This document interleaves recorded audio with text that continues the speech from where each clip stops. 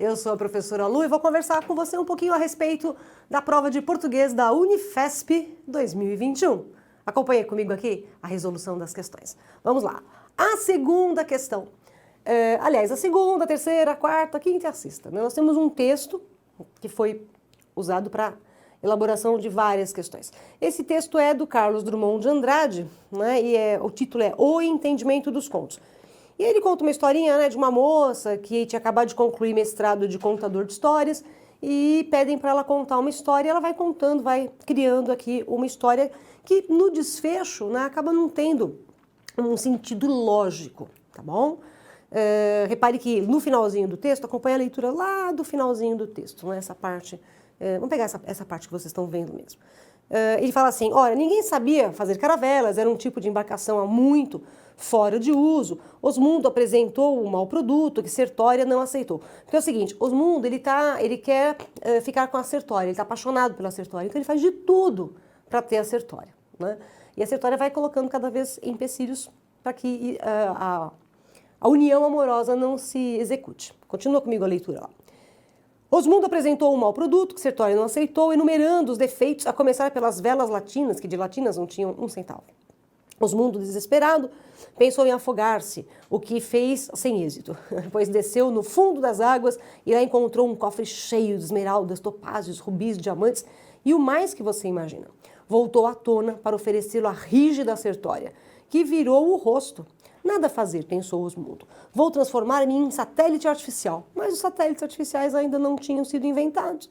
Continuou o humilde satélite de Sertória, que ultimamente passeava de uma lancha para outra, levando-o preso a um cordão de seda com a inscrição Amor Imortal. Acabou, né? E assim acaba a historinha que a menina criou. E aí vem a pergunta do ouvinte da história, né? Mas o que significa isso? Perguntou o moço insatisfeito. Não entendi nada. Nem eu, respondeu a moça. Mas os contos devem ser contados e não entendidos, exatamente como a vida, né? Isso é muito bonito, olha só. Os contos devem ser contados e não entendidos. E aí ela compara a vida, né? Então a vida é para ser vivida e não para ser entendida, tá? Um dos contos plausíveis do Carlos Drummond de Andrade. Vamos lá, meninos.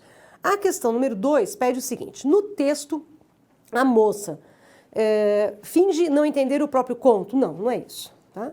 Ela sabe o que a intenção dela, afinal, foi justamente fazer a comparação entre o absurdo do conto e o absurdo da vida.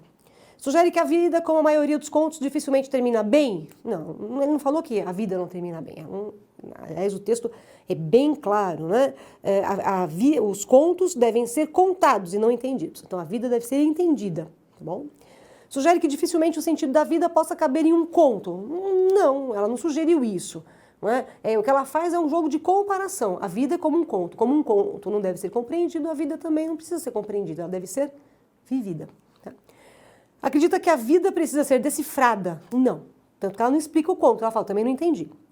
E acredita que os contos, como a vida, prescindem de explicação. É justamente isso que a gente tem lá no finalzinho, né, quando ela diz que os contos não são feitos para serem entendidos, assim como a vida também não é feita para ser entendida. Os contos devem ser contados, então a vida deve ser vivida. É essa a relação que o Drummond faz. Portanto, questão número 2, letra E de elefante, tá bom? Questão número 3, dá uma olhadinha lá. Em sua história, a moça incorre em contradição ao tratar. Há uma contradição no texto, não sei se você reparou, né?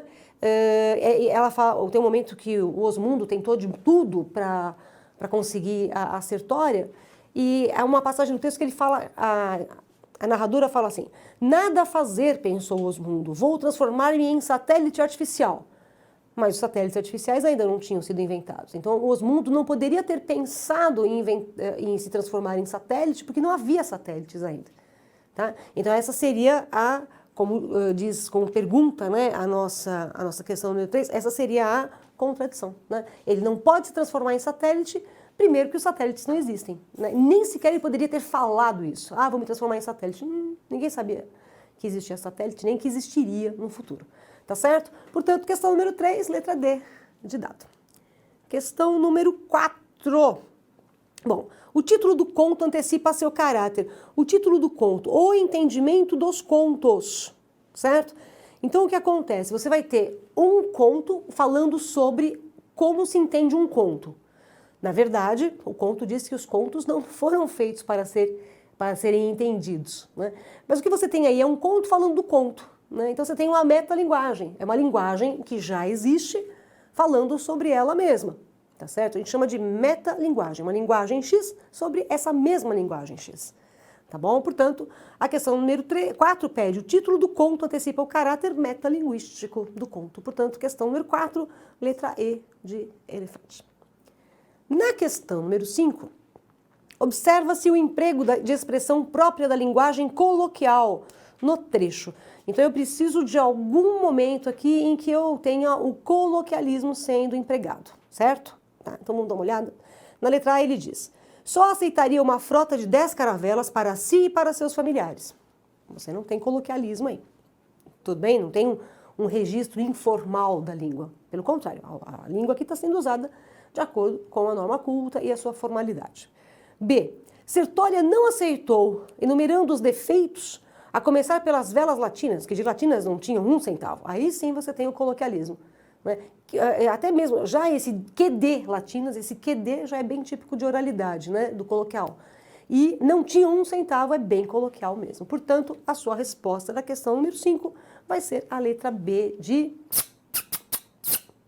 beijo, certo? Tudo bem? Vamos à questão número 6. Questão número 6 tem um fragmento aí. Lê comigo o fragmento. Agora você vai me contar uma história de amor, disse o rapaz à moça. Quero ouvir uma história de amor em que entrem caravelas, pedras preciosas, satélites artificiais. Tá ali. São os ingredientes. Aliás, a passagem que eu li com vocês fala justamente disso, né? Que eram os ingredientes para a historinha que ela deveria contar. Bom, a questão pede: ao se transpor esse trecho para o discurso indireto, os termos sublinhados assumem respectivamente as seguintes formas. Então vamos pegar só o fragmento em que eu tenho os termos sublinhados, que tá exatamente esse pedaço aqui, tá?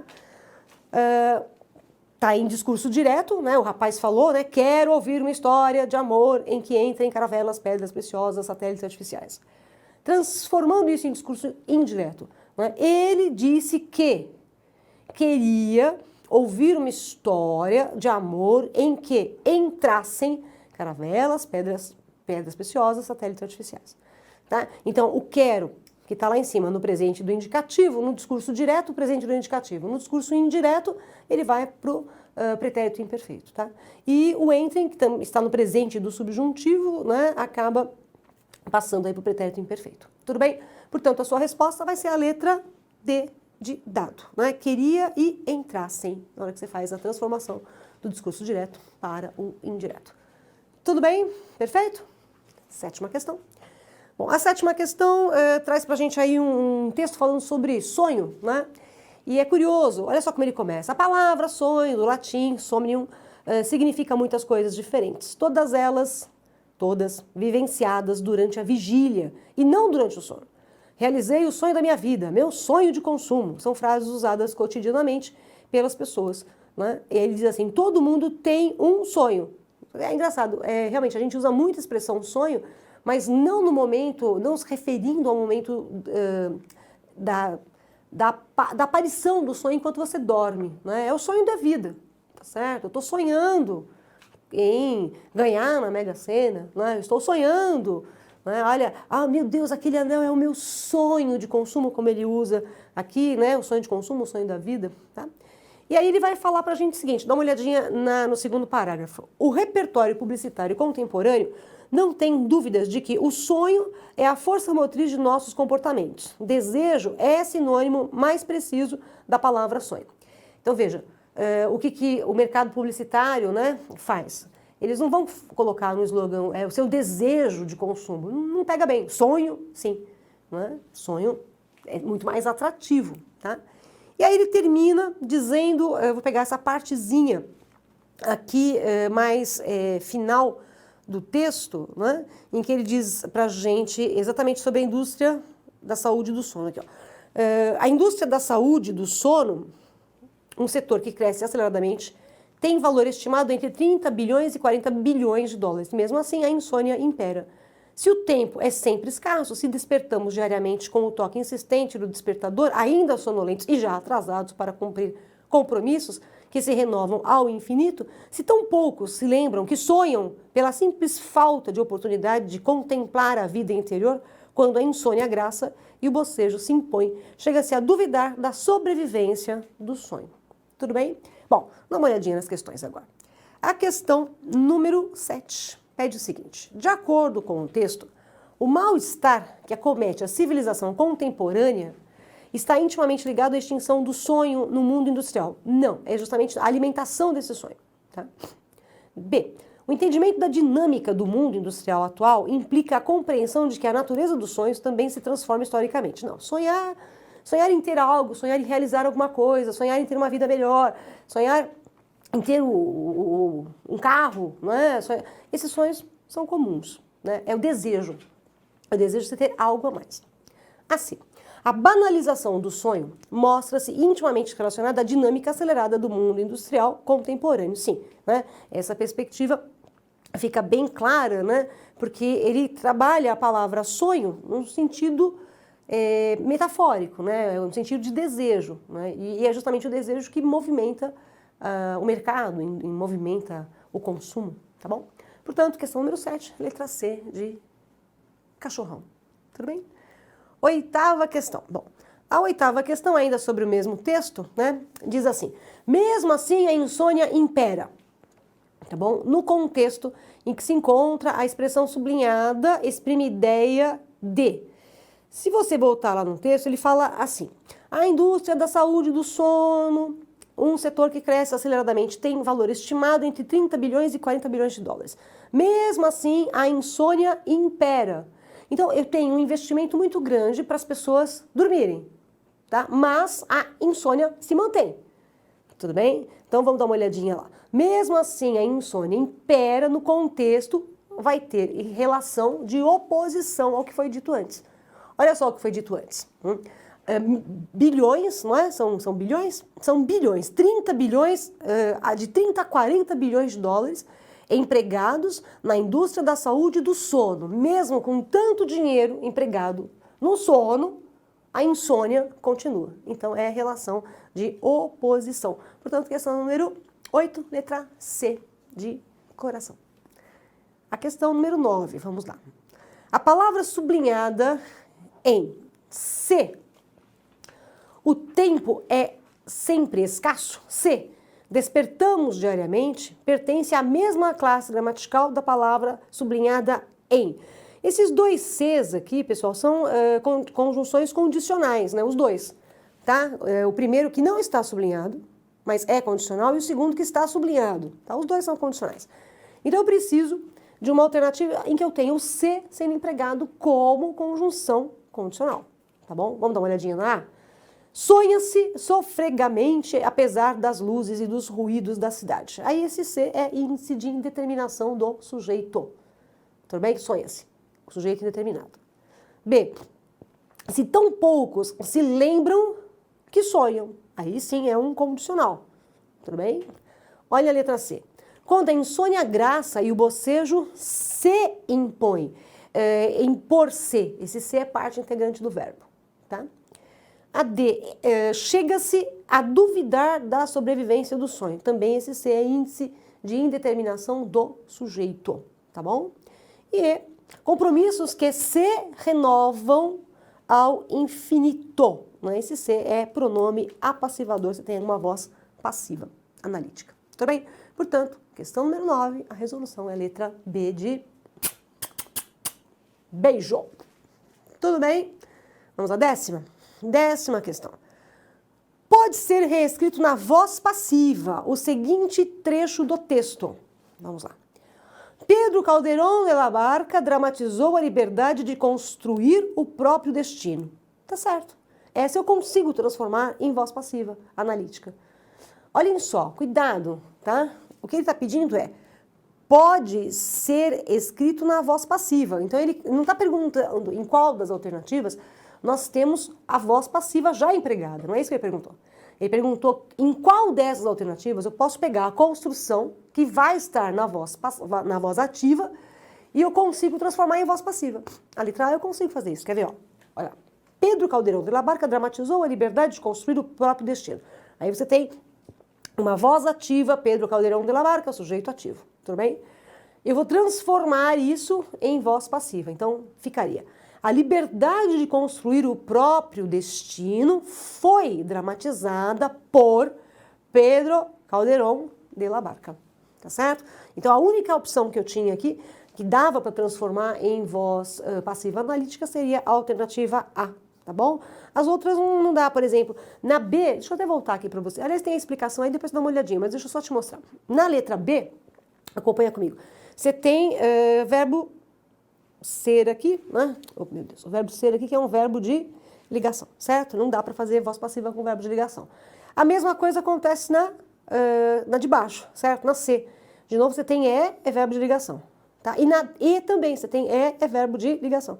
E na D, mesmo assim, é só impera. Impera é verbo intransitivo. Então, eu não consigo fazer voz passiva nem com verbo de ligação, nem com verbo intransitivo, certo? Portanto, vai ser a resposta a letra A mesmo. Tudo bem? 11ª questão. Essa tirinha do Quino, eu vou colocar essa placa no meu quarto. Né? Ó, diretor-geral, feche a porta antes de entrar. Isso é ótimo. Olha, se é para você fechar a porta antes de você entrar, significa que é para você não entrar. Tá bom? Faz uma plaquinha aí, põe lá no seu quarto. Fecha a porta antes de entrar. Isso é genial. Tá bom? Vamos lá, meninos. Contribui para o efeito de humor do cartoon o recurso. No cartoon, o que está escrito? Feche a porta antes de entrar. Ué, mas se eu não entrei, eu não posso fechar a porta. Eu só posso fechar a porta depois que eu entrar. Então, o que você tem aí é uma contradição. Não dá para você entrar antes de fechar a porta, aliás, antes de entrar. É uma contradição. Esse jogo de contradições a gente chama de paradoxo, tá certo? Portanto, a questão número 11, a sua resposta foi a letra E de elefante. Tudo bem? 12ª questão, um poema aqui do grande Fernando Pessoa, né? Vamos dar uma olhadinha? Na verdade, é de um dos heterônimos do Fernando Pessoa, é do Álvaro de Campos. Cruz na porta da tabacaria. Quem morreu? O próprio Alves. Dou ao diabo o bem-estar que trazia. Desde ontem a cidade mudou. Então, assim, o Alves morreu, né? Dono da tabacaria, e aí a cidade mudou por causa da morte do Alves. Aí ele diz, quem era? Ora, era quem eu via, todos os dias eu via. Estou agora sem essa monotonia. Desde ontem a cidade mudou. Então, ele está com essa monotonia, ele tinha o hábito de ver o Alves, de conversar com ele, então agora ele não tem mais o Alves, ele não tem mais essa rotina do dia a dia. Isso faz com que a vida dele seja monótona, né? Triste, desinteressante. Continua a leitura comigo. Meu coração tem pouca alegria. Opa, peraí, deixa eu ver. Volta um pouquinho. Ele era dono da tabacaria, um ponto de referência de quem sou. Eu passava ali de noite e de dia, desde ontem a cidade mudou. Meu coração tem pouca alegria, é isto, e isto diz que é morte aquilo onde estou. Horror fechado da tabacaria, desde ontem a cidade mudou, mas ao menos a ele alguém o via, ele era fixo. Eu, o que vou, se morrer não falto, e ninguém diria, desde ontem a cidade mudou.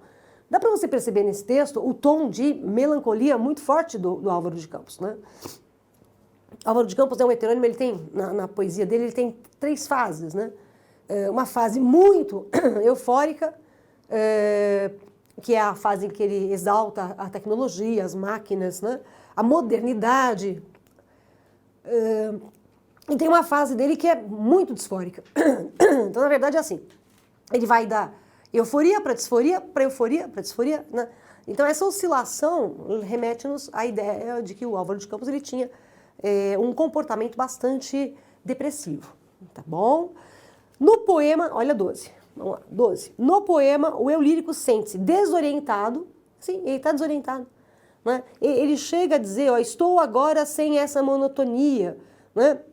Eu passava ali de noite e de dia, então agora eu não tenho mais para onde ir. Então ele está desorientado e melancólico, tá certo? Meu coração tem pouca alegria, né? Ele está realmente melancólico. E mais melancólico ainda, porque o Alves era fixo, ele ficava sempre na tabacaria, todo mundo via, todo mundo falava com ele todo dia. Eu não, eu sou uma pessoa que passa. Então se eu morrer, ninguém nem vai sentir a minha falta, tá? Portanto, a resposta da 12, letra A de amor. Certinho? 13ª questão. Nós temos aqui um texto que diz o seguinte: sempre que haja necessidade expressiva de reforço, de ênfase, pode o objeto direto vir repetido. Essa reiteração recebe o nome de objeto direto pleonástico. Tá? Então você tem a explicação do que é o objeto direto pleonástico. Na verdade, pleonasmo é uma repetição enfática. Tudo bem? Então, por que eu vou repetir o objeto direto? O mesmo objeto direto. Eu repito para dar ênfase. Vamos ver onde é que eu tenho objeto direto pleonástico? Vai lá. O eu lírico lança a mão desse recurso expressivo no verso. Todos os dias ouvia. Estou... Não. Ó. Todos os dias via quem? O é objeto direto e não está repetido. E isto diz que é morte aquilo onde estou. Também não tem repetição de objeto aí. Né? Aliás, não tem nem verbo transitivo. Ele era fixo, eu o que vou. Também aí verbo de ligação também não dá para a gente ter um objeto direto. Né? Mas ao menos a ele alguém o via. Olha só, o que eu tenho aqui? O verbo. Quem vê, vê alguém. Quem? A ele. Se eu tirar esse a ele, eu tenho esse a ele é o Alves, né, de acordo com o texto. Se eu tirar esse a ele, repara que ele está repetido aqui, ó. Esse a ele e esse o, né, é a mesma referência. Tudo bem? É a mesma referência, ó. Ao menos alguém via a ele. Tá? Dá no mesmo se eu falar. Alguém, mais ao menos, alguém ouvia. Né? Exatamente no mesmo. Então, eu tenho aqui uma repetição dos objetos. Então, eu tenho um objeto aqui e aqui eu tenho de novo. Então, objeto direto, pleonástico, e você acertou. Certo? Belezinha? Perfeito? Portanto, 13ª questão, você colocou como resposta a letra D de dado. Tá bom? 14ª questão. Bom, o eu lírico recorre a um sinal de pontuação para indicar a supressão de um verbo em. Então, eu preciso de uma alternativa que tenha um sinal de pontuação no lugar de um verbo. Vamos lá. Ao diabo o bem-estar que trazia. O verbo está aí. Não está faltando verbo nenhum. Tá? Ele está mandando para o diabo o bem-estar que ele trazia. Todos os dias ouvia. Estou, aí eles colocaram o verbo inteiro, o verso inteiro. E tem aí o verbo direitinho, não está faltando nada. Quem era? Ora, era quem eu via. Também não tem nem o sinal de pontuação substituindo um verbo. Tá legal? Se morrer, eu não falto. E ninguém diria. Aqui, presta bem atenção. Esta vírgula aqui está suprimindo um pronome. Tá? Eu não estou procurando isso. Estou procurando a supressão de quê? De verbo. Tá bom? Ele era fixo. Eu, o que vou. Muito bem. Tem uma vírgula aqui, certo? Tem uma ali também, mas vamos lá, pegar essa aqui. Ele era fixo. Eu sou o que vou. Tá certo? Aí sim eu tenho uma vírgula suprimindo um verbo. Portanto, a sua resposta da 14 vai ser a letra E de elefante. Tudo bem? Gabaritou essa prova? Espero que sim. 15ª questão, vamos lá. Textinho do professor Antônio Cândido, um dos maiores gênios do Brasil do século passado. Este movimento surge como um momento de negação profunda e revolucionária porque visava a redefinir não só a atitude poética, mas o próprio lugar do homem no mundo e na sociedade. Concebe de maneira nova o papel do artista e o sentido da obra de arte, pretendendo liquidar a convenção universalista dos herdeiros da Grécia e Roma. Pronto, achei, olha aqui. Vou pegar esse pedacinho, olha, cadê? Aqui, ó, pretendendo, tá? Até aqui, ó, até Grécia e Roma. E o que acontece? Ele vai liquidar a influência de Grécia e Roma. Quando a gente fala em Grécia e Roma, mitologia. Mitologia pagã, mitologia grega, mitologia romana. Tudo bem? Quais movimentos que retomam a mitologia pagã, né? Ou que trabalham a mitologia pagã? Origem da mitologia pagã, lá atrás, na Antiguidade Clássica. Tá? Quais movimentos que retomam a mitologia pagã? Você tem na Antiguidade Clássica, depois você tem no Classicismo, depois você tem no Arcadismo, depois você tem, muito bem, isso mesmo, no Parnasianismo. Tudo bem? Então eu preciso de um movimento que rompa com o que acontecia antes. Então eu tenho que ter um movimento que venha em sequência algum estilo que retomava a mitologia pagã, tá bom?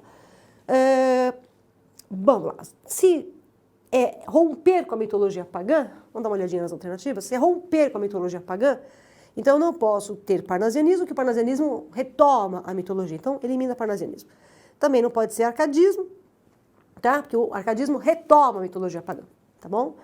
Realismo, naturalismo, né, eles vêm depois do romantismo. O romantismo não retoma a mitologia pagã, então não dá para ser realista, nem naturalista.